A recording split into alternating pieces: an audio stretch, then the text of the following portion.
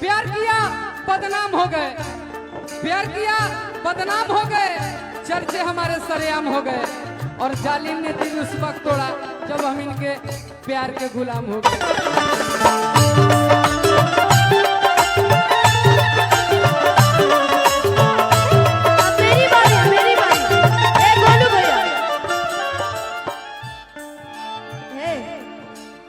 आशिकी का गम हम पिया नहीं करते, जाम दूसरों का छीन कर हम जिया नहीं करते।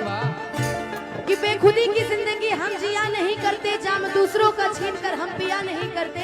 उनको मोहब्बत है हमसे तो आकर इजहार करे, यूं ही हम किसी का पीछा किया नहीं करते।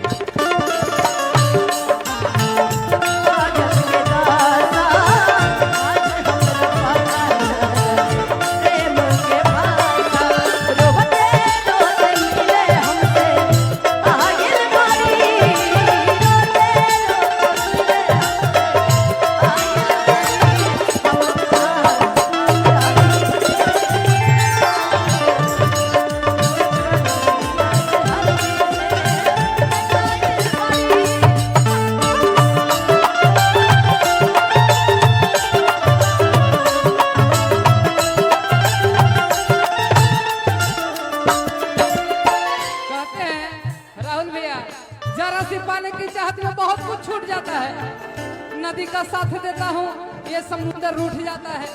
अरे प्यार लिखने और पढ़ने में आसान दिखती है, प्यार को निभाने में अच्छो का पसीना छूट जाता है।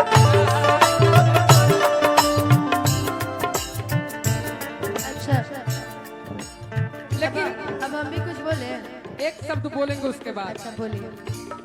आप ही ने बनाई ये हालत मेरी, आप ही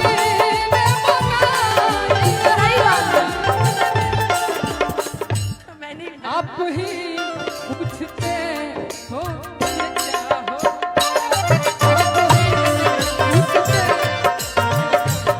हो, आप गैरों से नजरे मिलाते रहे, आप गैरों से नजरे मिलाते रहे, आप गैरों से नजरे मिलाते रहे।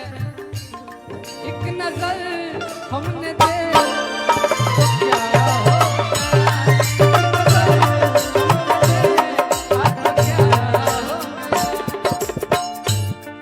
आदमी कोई पाथर की मूरत नहीं, आदमी कोई पाथर की मूरत नहीं।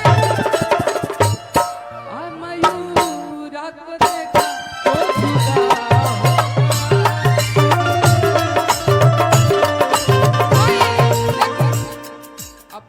सब कह के लास्ट में ना कहीं। अरे मुझे बोलने का मौका ही नहीं मिला, तुम लोग खत्म कर दो। रुको रुको रुको रुको। अब कली ने चुप तो चुप। अरे हम बोलेंगे टिंकू भैया चुप, अब हम बोलेंगे।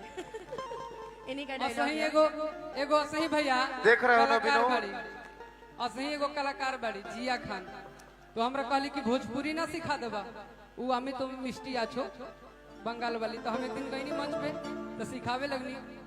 कहनी कि जइबा तो कहिया कि शिव कुमार बिक्कू हैं, भोजपुरी कलाकार हैं, बहुत अच्छा गाते हैं, इतना बड़ाई कर दिया। तो जाके कहते रही यही है शिव कुमार बिक्कू, इसका गाना बहुत अच्छा आता है, यही है गौरे। अब माइक दे देम कनिया के बाद भोजपुरी बोले ला ना कहियो, वही कहते रही कि हमरा मग ही सिखावा, भोजपुरी का कलाकार है, वही में कहते रही कि मग ही सिखावा। तो हम कहनी कि किसी को बोलना है कि चुप तो बोलिए, कि हम बोलली ना कि चुप तो चुप, तो कहते रहे कि हम बोलली ना कि चुप तो चुप, सब उल्टा बोली ने चुप तो चुप। एह गली तोहर खातिर आइल हम, गली तोहर खातिर आइल हम, तोहरे खातिर जिंदगी गवाई हम, तोहरे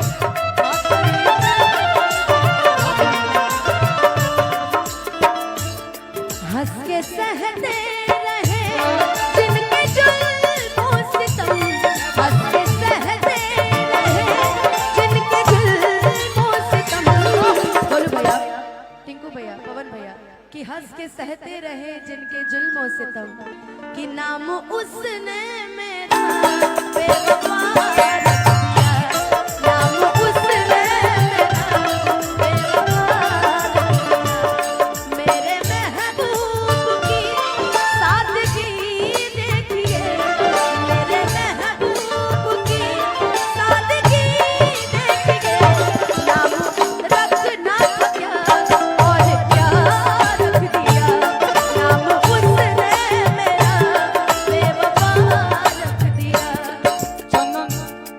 भाई के मामा जी के तरफ से पुरस्कार बहुत बहुत है। आशीर्वाद हो। लेकिन हमारे को गाना आइल बा तारा साथे तो हम बोल दी बोलिए तेरी झलक पाने के लिए मैं तेरी गली में आता हूँ तेरी झलक पाने के लिए मैं तेरी गली में आता हूँ तू ना दिखे तो सच कहता हूँ तू ना दिखे तो सच कहता हूँ पंजाब का गन खाता हूँ ये हमारे छोटे भाई बुलेट के पैसा बुलेट जी अब ये पैसा हमरा से पची